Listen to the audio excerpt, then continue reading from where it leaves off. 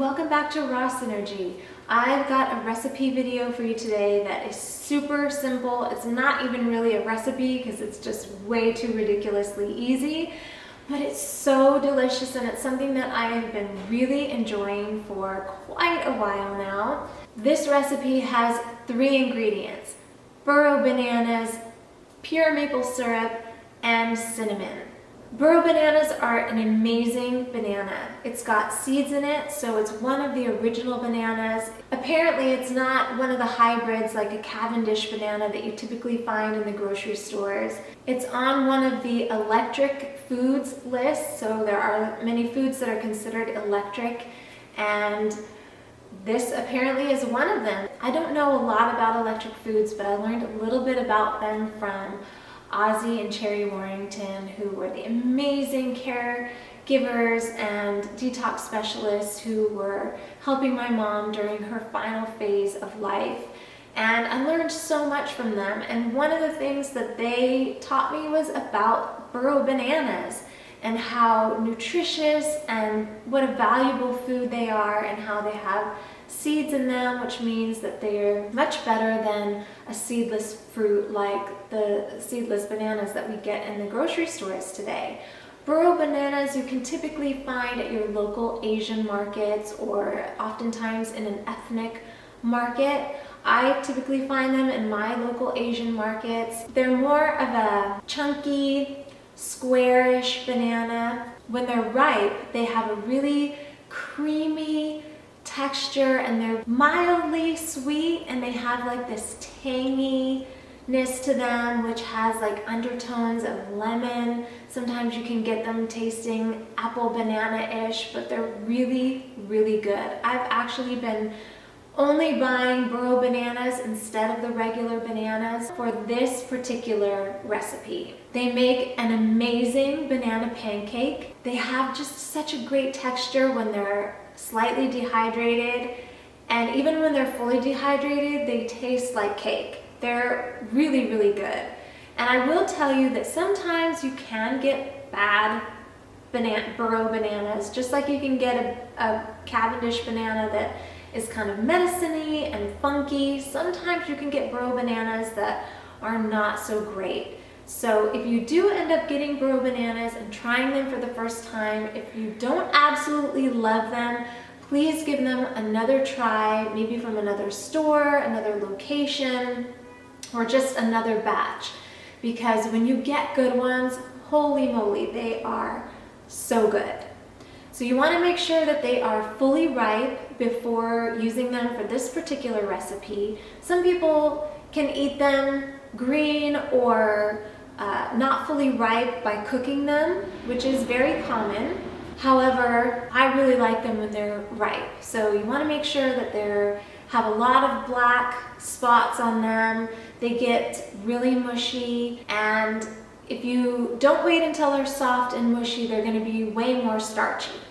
So they're going to taste so much better, especially for this particular recipe, when they are really ripe. So what I do is I open them up, take off any bad parts that I see. Sometimes you might have like a moldy spot or a funky spot. You want to cut those out. If they're really soft and mushy in an area, if you smell it and it smells okay, I use those mushy parts because they're still really good after being dehydrated. But if they smell funky, like you can tell if they're kind of turning bad, then you definitely want to cut that part out. So I usually like to slice them in 3 slices so that they get a nice thin layer between them. I will typically put them on a plate that I'm going to eat them off of because it's just more convenient that way. But if you're going to do a bunch of them, it's easier to put them on the dehydrator trays and the dehydrator sheets. So for me, I'll just take a giant plate. Sometimes I'll do 1 large plate and 1 small plate, depending on how hungry I am or how much I want to eat. And then once I get the plate filled up, I'll just stick that in the dehydrator at 115 degrees Fahrenheit. Typically, I will leave them in for 3 to 4 hours if I remember to plan ahead of time. If I don't plan ahead of time and I'm remembering at the last minute and it's like an hour before I'm gonna eat, I will put them in for an hour at 135 or 145 degrees just to get them to the point where they're gonna be really delicious when I'm ready to eat them. They're not really gonna get that cooked at 135 or 145 in an hour, but if you're wanting to really truly maintain the raw lifestyle of not putting anything over 118 degrees, then you would just put them at 118 and leave them for an hour or a little bit longer. But at 115 for 4 hours or so, 3 to 4 hours, they're gonna turn out amazing. Once they're ready, after several hours, I'll take them out and I'll use a pure maple syrup on them. Now, maple syrup is not raw, but it is the one sweetener that I absolutely love that's really high in vitamins and minerals. It's actually very nutritious, and I don't worry too much about the fact that it's not raw. I don't have any issues with it. I use it for actually everything that I want to sweeten, like my tea or salad dressing or anything that I would use a sweetener for. I learned a while ago that most agave syrups, which is what I was using before when I thought I was being raw, I guess most agave syrups are also cooked. So if I had a choice between the two, I really prefer the maple syrup, and that's what I use. So it goes great for this recipe, but if you want to stay raw, you can use blended dates and blend dates with some water to make kind of a syrupy texture, but the maple syrup is so amazing. The one that I buy is organic. It comes from Costco and they have an amazing price where most 32-ounce bottles of pure maple syrup, not even organic, are close to $20. But the organic one at Costco, which is totally pure and organic, it's only like $10.99. So we usually stock up on those, and that's the one that I use and prefer. So maple syrup on the bananas, and I put it back in the dehydrator for another 15 or 20 minutes to let the maple syrup warm up and let the bananas absorb some of the maple syrup. And it gets a little bit thicker, which makes it really, really yummy. Then once that's done, then I take it out and I add cinnamon to the top and enjoy it. The cinnamon that I use is Ceylon cinnamon. There's another cinnamon that I also really love. It's a richer, more robust, flavorful cinnamon, but I don't know how to say it. It's this one, it's this variety, and I like them both from the Frontier brand. The Ceylon cinnamon is supposed to be more nutritious and better for you, so that's the one that I've been using lately. And it's really good. It has a nice mild flavor to it, and it adds just the right touch. So I sprinkle that on and enjoy. It's so satisfying, it's so rich and delicious. It reminds me so much of pancakes or French toast.